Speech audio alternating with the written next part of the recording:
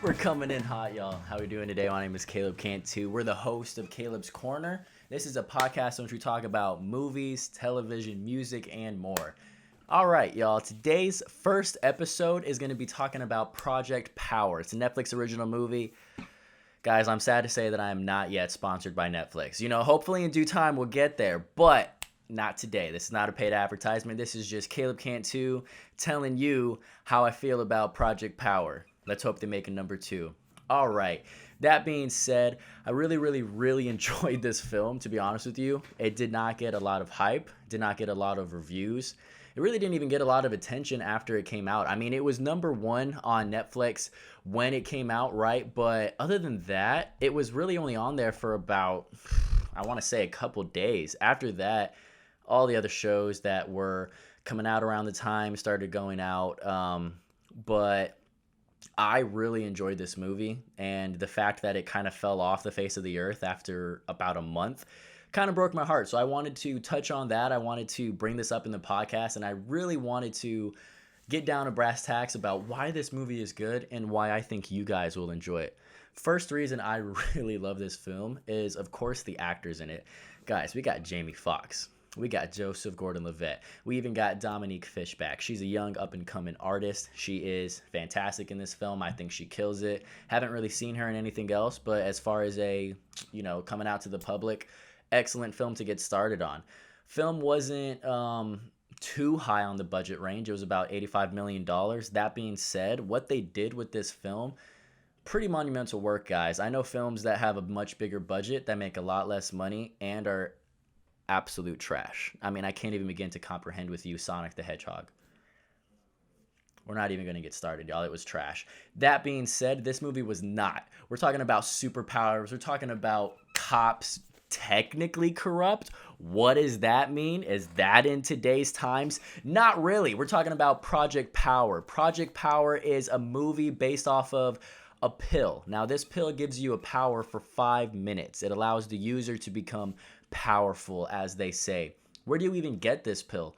Well, at the beginning of the film, you find out that it's just this random dude walks up to a bunch of drug dealers and says, "Hey, I'm going to give you this for free. Why don't you just go ahead and push it to your people?" Of course, there's going to be questions, right? It's a free pill. You're making money. Seems kind of too good to be true.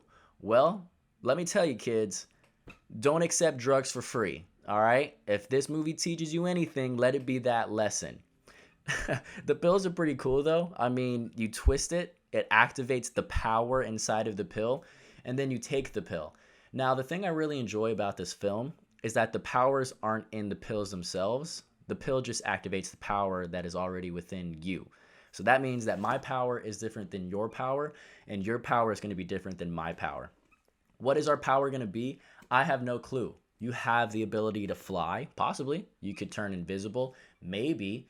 However, I really enjoy the fact that the powers that are introduced in the film are pretty much derogative of the characters in the film. It involves their experiences. It involves their emotions, what they're going through in this day. And I really think that the integrity of the film kind of lies in the fact that the powers, based on the people who are taking them, are pretty accurate. That being said, I'm not going to divulge too much about the film, but I am going to go ahead and let y'all know that the film's plot was fantastic, y'all. I really enjoyed it. Like I said, I kind of gave you a brief interview. It's about a pill. You take it for 5 minutes, you get powers, and then you kind of have to live your life in this brand new society where everybody's got powers on the middle of the street. I mean, we're really only introduced to a couple characters in the very beginning. You meet Dominique Fishback's character. Her name is Robin. She is this young kid who is slinging this new drug, just trying to make money to provide for her grandma, y'all. Sweet kid, but at the end of the day, all she really cares about is rapping, right? And is that kind of cliche? Absolutely not, y'all. I'm telling you that she kills this. All right, she be killing these freestyles. They go hard, bro. And as someone who does not freestyle well, it was excellent to see. So Dominique Fishback, if you watch this, you killed it. But that is not at all a cliche power because we never really see that get activated other until a little bit later in the film. I don't want to spoil anything for y'all, but I really think you should go watch it because she did an excellent job in that. The next character we meet is, of course, Joseph Gordon-Levitt's character. His name is Frank. He is a cop who is really just trying to survive. I mean, how do you, as a agent of law and order, come into a society that is not only threatened by drugs on a daily basis? I mean, you're a cop trying to stop coke, trying to stop heroin from coming into the lives of the people that you love. Now you have to worry about a pill that gives you powers for 5 minutes. First of all, if you have a good power, how are you not going to get addicted to that, right? That's just right off the bat. Secondly, it's not like people who have access to this are good people. It's not a legalized thing. So you're not taking something that is safe. You're not taking something that can be controlled. I mean, you're going into this blind. And as a cop, I mean, you're scared. Your job is to protect people. Your job is to protect citizens. And you can't even do that without the fear of dying increased tenfold. That being said, Joseph Gordon-Levitt takes the pills just to save his life. And I think that really brings up an interesting question of ethics. Do you guys think that it's okay to fight fire with fire? Do you think that at the end of the day, there is nothing wrong with someone just trying to survive? I mean, it's a really interesting question in my opinion. And the powers that Joseph Gordon-Levitt has are pretty awesome. So I would say that it justifies the means, but there's a lot of gray area in that, and that is one of the reasons that people didn't really give it a high review. A couple other reasons would be the fact that it's set in New Orleans. It's kind of a gritty vibe. It's kind of a dirty vibe. It doesn't really bring an ambiance to the film that the trailer intended it to. The trailer made it seem super hyped. The trailer made it seem like it was going to be this action-packed thriller that was high intense stakes the entire time. The movie did have a bit of lulls, right? But those lulls weren't boring. I mean, they weren't pointless. Those lulls had context in it. You know, they provided comedic relief.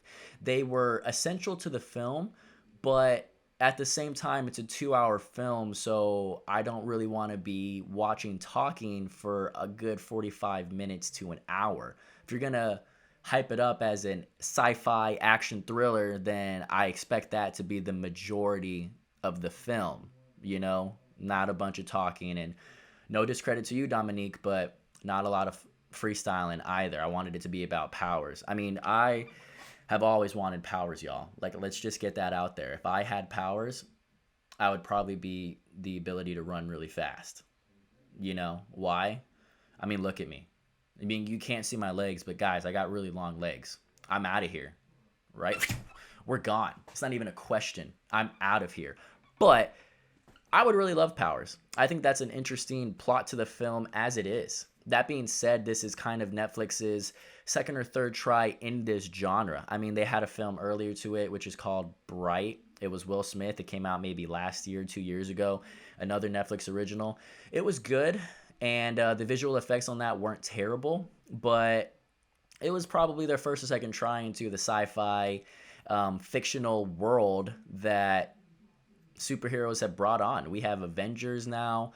Christopher Nolan did his superhero films, the Batman series. I mean, guys, there's not really any topping that. So for Netflix to be a streaming platform that 5 years ago had The Office, had Parks and Rec, you know, just mainstream titles that we went to one platform to watch, to now being one of the biggest independent film industry out there. I mean, Netflix has movies, they have television, right? They sponsor podcasts.